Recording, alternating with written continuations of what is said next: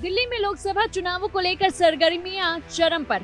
आज दिल्ली में मतदान की प्रक्रिया लगातार जारी है। ऐसे में सबसे ज्यादा उत्तर पूर्वी दिल्ली की हॉट सीट चर्चा में बनी हुई है। बता दें कि कांग्रेस आप गठबंधन और भारतीय जनता पार्टी के बीच सीधा मुकाबला है। ऐसे में आज मतदान के वक्त बड़ा उलटफेर भी देखने को मिला है। मनोज तिवारी को वोट करने वाले कन्हैया कुमार का साथ देते हुए भी नजर आ रहे हैं और वहीं कुछ कन्हैया कुमार की तारीफ करते हुए नजर आ रहे हैं तो कुछ मनोज तिवारी। बता दें कि दिल्ली के मुख्यमंत्री अरविंद केजरीवाल की जमानत पर रिहा होने के बाद से चुनाव प्रचार में एकाएक उफान आ गया। वैसे तो सभी सीटों पर मुकाबला बेहद दिलचस्प है, लेकिन उत्तर पूर्वी दिल्ली लोकसभा सीट पर सभी की निगाहें टिकी हैं, क्योंकि इस सीट पर पूर्वांचल के दो दिग्गजों में महादंगल हो रहा है।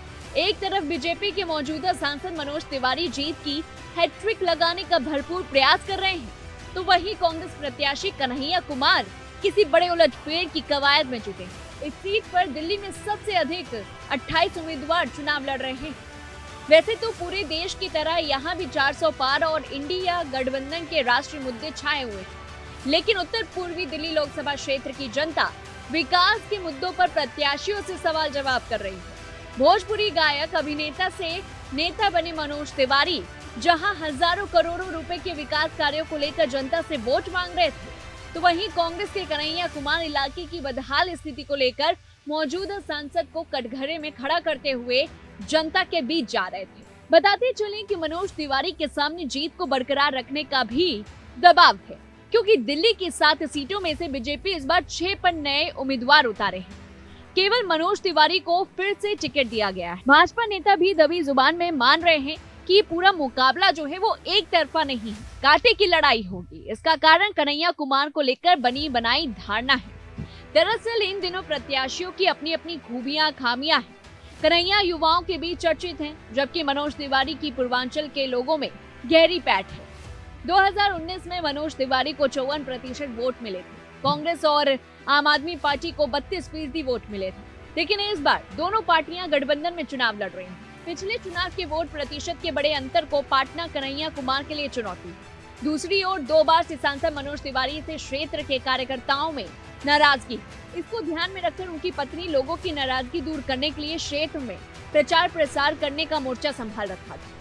कन्हैया की उम्मीदवारी से चुनाव रोचक बन चुका है। दोनों उम्मीदवारों के अपने अपने पॉजिटिव और नेगेटिव पॉइंट है। यहाँ के चुनावी नतीजे देश की राजनीति की दिशा जरूर तय करेंगे। तिवारी को पूर्वांचली वोटों के विभाजन की स्थिति में कैडर वोट बढ़ देंगे, लेकिन मत विभाजन नहीं हुआ तो सत्ता विरोधी लहर का असर मनोज तिवारी पर भारी पड़ सकता है। मनोज को पीएम मोदी की लोकप्रियता का लाभ मिल सकता है, तो वहीं दूसरी ओर कन्हैया को आम आदमी पार्टी की छवि का लाभ मिल सकता है। आपको क्या लगता है, आखिरकार क्या प्रधानमंत्री नरेंद्र मोदी की लोकप्रियता से मनोज तिवारी जीत हासिल कर पाएंगे, या फिर आम आदमी पार्टी की जिस तरह की छवि अभी बनी है, क्योंकि देखा जाए जिस तरह से अरविंद केजरीवाल अभी जेल से बाहर आए हैं, उन्होंने ऐसे में कई सारे आरोप भी लगाए, इमोशनल कार्ड भी खेलने की कोशिश की है, तो क्या इमोशनल कार्ड का फायदा आम आदमी पार्टी से जो प्रत्याशी खड़े हैं कन्हैया, उन्हें मिलेगा या फिर नहीं? वहीं आपसे ये भी चर्चा कर लेते हैं कि उत्तर पूर्वी दिल्ली सीट पर धर्म, जाति और वर्ग का समीकरण क्या है। देखिए, बता दें कि मुस्लिम 21.50% है। अगर पिछड़ा वर्ग की बात करें तो वहां पर 21% है। ब्राह्मण 18% पाए जाते हैं और अनुसूचित जाति की बात करें तो 17%। गुर्जर 5.50%। वैश्य की बात करें तो 5% और पंजाबी 5%। जाट की अगर बात करें तो 4% है। अब ऐसे में देखना होगा कि आखिरकार उत्तर पूर्वी दिल्ली की जनता किस पर भरोसा जता पाती है, कन्हैया कुमार या फिर मनोज तिवारी। लेकिन आपके हिसाब से क्या लगता है, आपकी क्या कुछ राय है, हमें कमेंट बॉक्स में जरूर बताएं। और ऐसी तमाम बड़ी खबरों से जुड़े रहने के लिए देखते रहिए